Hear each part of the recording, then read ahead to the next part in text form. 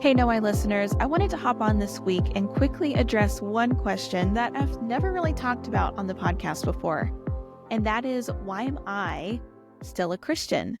I was raised in a Christian home, loving parents, went to church at least 3 times a week, okay? I was homeschooled, so I was raised in a community of very like-minded people. And then I grew up and I went off to a Christian college. So you may kind of look at me sideways and say, well, I don't really know if I trust what you have to say about, hard questions about Christianity and things like that, because you've always been raised in this bubble. Have you ever even wrestled through these questions? So let me just assure you that yes, I have. And this is why I think my faith is so strong, is that just because I was raised in what many people might consider a sheltered environment, it didn't mean that I wasn't exposed to alternate worldviews or that I wasn't allowed to be skeptical and ask questions. And my parents always encouraged me to come to them with questions. When I struggled with something in the Bible that I didn't understand, they encouraged me to express that. We would look into what the Bible taught together, and they said, hey, even if you land at a different place than we do, don't take our word for it. Research the Bible yourself.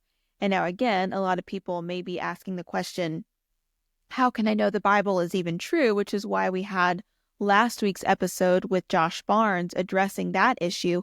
But even just from a young age, the relief of having your parents say, don't take our word for it, dig into the Bible yourself. That's a huge step on somebody building confidence in their own religious beliefs, I think. Another thing about the church that I was raised in, it was definitely an Orthodox Christian church, meaning it was theologically conservative, but I wouldn't call it fundamentalist because we were also encouraged to ask questions there. I remember, and it was a small church. We had the opportunity to really interact, even as kids, a lot with our pastor, with our leaders. And there would be times the pastor would teach our youth groups. And I remember being really open about saying, why does the Bible say this? Why am I experiencing, this tough spiritual season, in high school? And just having open, frank conversations with a pastor who stayed very calm and would just offer perspective or point to different passages in the Bible that I might want to check out. Again, it was ask the questions, go dig for the evidence, and we're going to be here to encourage you and support you in that process. I serve in kids' church today at the church I currently attend, and I love kids' ministry. But another thing that I really appreciated about my church growing up is that from the age of 4, kids didn't really go to the nursery or to a kids' service. They actually sat in big church, and they listened to the sermon with the adults. A lot of times kids also served on the worship team with their parents or with other adults. So we were very integrated into the faith community. We weren't put aside or told to be quiet or told to shut up. Kids were encouraged to speak in front of the church and share testimonies. And I think that also contributed to me being encouraged to take my own faith seriously from a young age. Fast forward to college. It was a Christian college, but it was really the first time since I had a positive experience in my church growing up, which, side note, I know how lucky I am in that because, especially with evangelicalism in America today, there are a lot of issues with church hurt, church trauma, scandal within the church. And so I'm just very thankful that I didn't personally have that experience. But when I got to college, I think I was introduced to that unfortunate side of things a little bit more. There was a lot of great people at college. I met my husband there. I met some of my closest friends there that I still know to this day. But there was kind of this other side where there was a lot of hypocrisy. There was a lot of weight put on people's outward appearance, meaning, did they look like they had it together on the outside? Did they act in a way that made the college look good? And it didn't really matter what you were doing behind closed doors, as long as you had it together on the outside. Somebody who maybe was a little more messy on the outside, but, deep down, they were a really sincere person. They were just struggling with some issues. I saw a lot of them pushed to the side, or punished unfairly, not treated with a whole lot of grace. And that really discouraged me because I thought, is this how the body of Christ is supposed to act? I mean, I know it was a college, it wasn't a church, but we're supposed to be guided by Christian principles here. And so there was a lot of that was really hurtful. And then I also just saw the wide, the wide array of experiences that people can have being raised in Christian homes, because there were people from all denominations, all kinds of church backgrounds, a lot of people who came into college already bitter because of church hurt that they and their families had experienced, people who had been raised in very oppressive environments. And so they were starting that deconstruction process basically as soon as they got out on their own. We didn't really use the word deconstruction at that point, but I saw a lot of people that I was close to going through that. And for me, it was less about kind of the orthodox teaching of Christianity. And it was more, well, if Christians are acting like this, do I really want to be associated with them? Like, is this the kind of community and the tribe, so to speak, that I want to hitch my wagon to? Because I'm seeing kind of an ugly side of it that I don't like. And that led me to have my own crisis of faith, dark night of the soul, if you will, kind of in the middle of my college experience, sophomore year for sure, junior year, kind of going into senior year as well, where I wrestled with whether or not I believed this anymore. There are two things that I attribute with really helping me maintain my faith, cling to it really, when I think a lot of other people probably would have walked away or did walk away. One is that I had a really strong personal foundation with Jesus Christ. Again, this is because from the time I was a young kid, my family and my church family encouraged me to make my faith my own. So not only was I involved in Bible study with family and Bible study with church, but I was reading the Bible for myself from the time that I was a child. And I was spending time in the Word. I was spending time in devotion with Jesus. And that wasn't something that I felt pressured to do, but it was something I genuinely wanted to do. And I do believe that ultimately Christianity is a relationship with Jesus. And at that point in my life, by the time I was a young adult, I couldn't, in good conscience or intellectual honesty, really deny that God was a real person, because I had had a relationship for so many years. If I was to come to that conclusion, I would have to believe that I had a lot of delusions for the majority of my life, not just in what people had taught me externally, but from what I had experienced internally. And so there was a dissonance there, that even though I was frustrated with the church and I was frustrated with Christianity and even asking a lot of questions of God, I couldn't honestly say that I didn't believe in him anymore. And so that was one big reason why I clung to my Christian faith. The other reason is because I still found myself in an environment that encouraged asking questions. Because even while I was in the dorm room and I saw people, either being hypocritical or going through their own deconstruction journeys, in the classroom, I was being introduced to all kinds of worldviews and perspectives and ideas. You had professors who were professing a Christian worldview, but not only were they encouraging us to ask hard questions, they were giving us the material to do so. They were saying, here, read this person, read this person, read this philosopher, consider this worldview. And they were having us wrestle through this in class. And I was being introduced to a lot of perspectives still within Christianity that I hadn't really been introduced to before. And so if I had been experiencing conflict on the personal side of being hurt and also hurt on behalf of other people and seeing a lot of hypocrisy and scandal within the Christian community, and also on the intellectual side been told don't ask any questions about it, then I don't think I would have been able to stay in the church or maintain a Christian worldview, especially not at that time. But because I was encouraged to still engage with skeptically and critically and ask questions, then that encouraged me to continue digging in. So by the time I graduated, I was still a Christian. I was still holding on to my faith. I had come out of some of the hardest parts of the struggle, but I was at a point where I realized, okay, if I'm going to take my faith to the next level, and really be confident in what I believe, then I need to take this seriously and keep asking questions myself. And so at that point, I wasn't bogged down with assigned reading anymore, even though that assigned reading had been so good for me.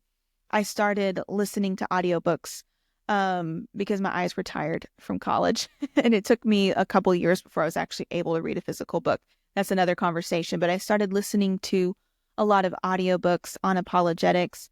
And then this is something that I thank the Lord for. A couple of years later, I was actually hired for what ultimately turned into the Know Why podcast. But at the time, it was a research project where they literally wanted somebody to research tough questions that young adults were asking about their faith and write short articles addressing those questions.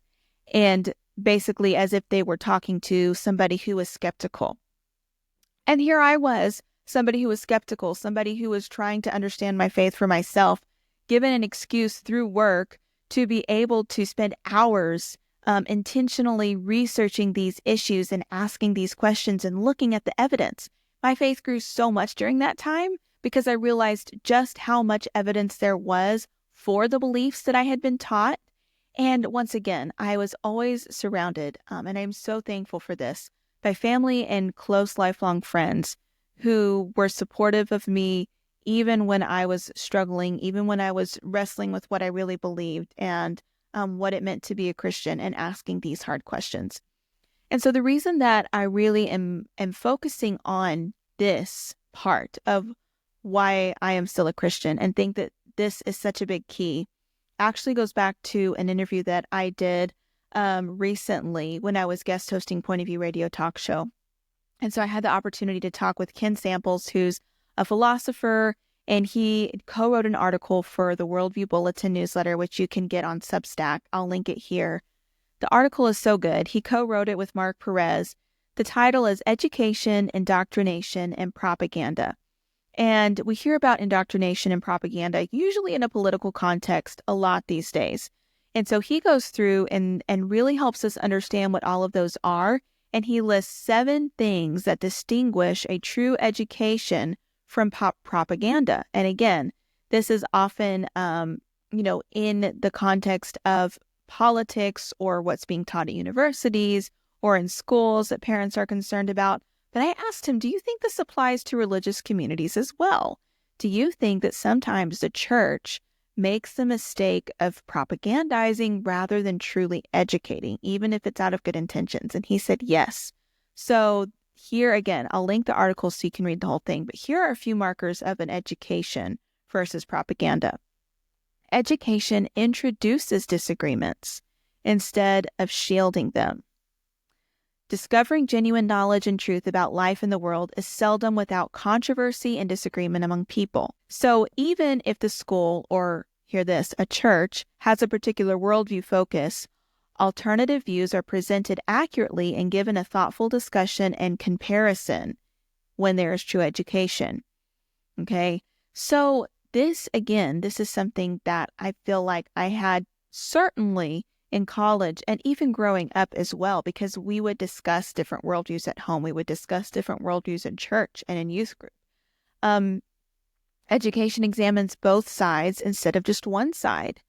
What you see a lot, I think, in religious contexts that are afraid of disagreement is straw man arguments, where basically you erect this fake person, okay?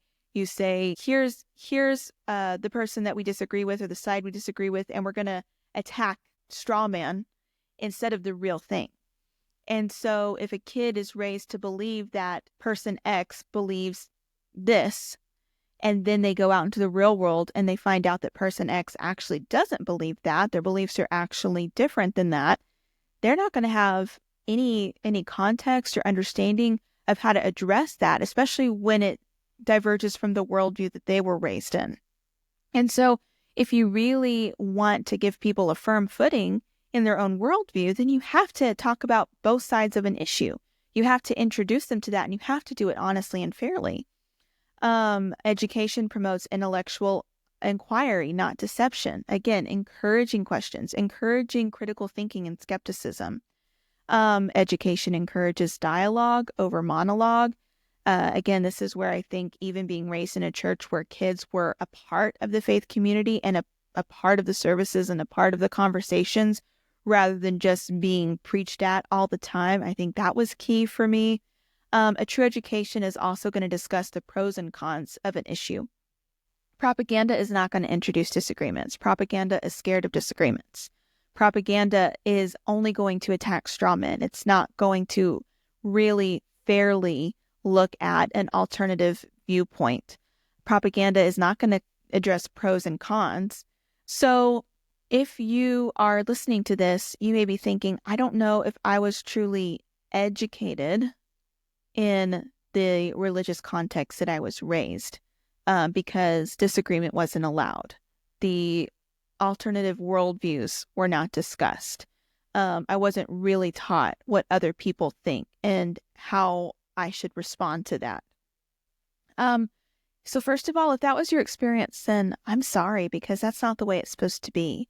A true education, including a true education about God and about Christianity and about ultimate truth, it's not afraid of information, because if you're really confident that what you believe is true, you won't be afraid of people digging into other worldviews and learning what they believe. You just won't.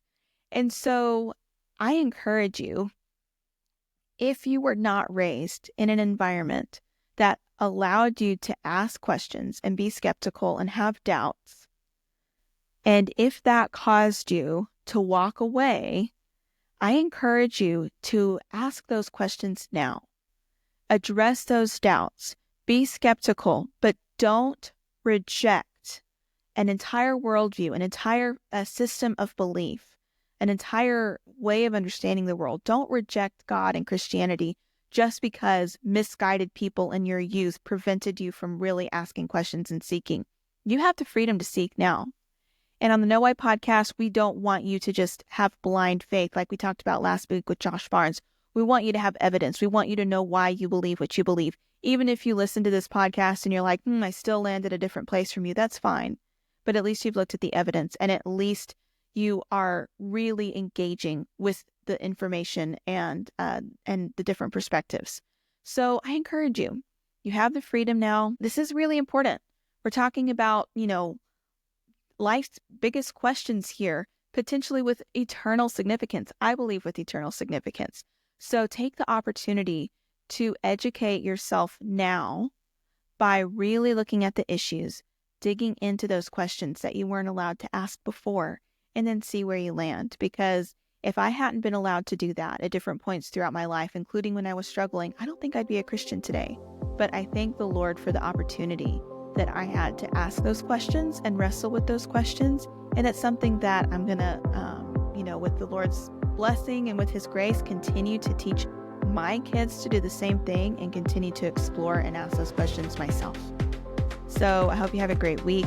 We'll be back with another interview next week on the No Why podcast.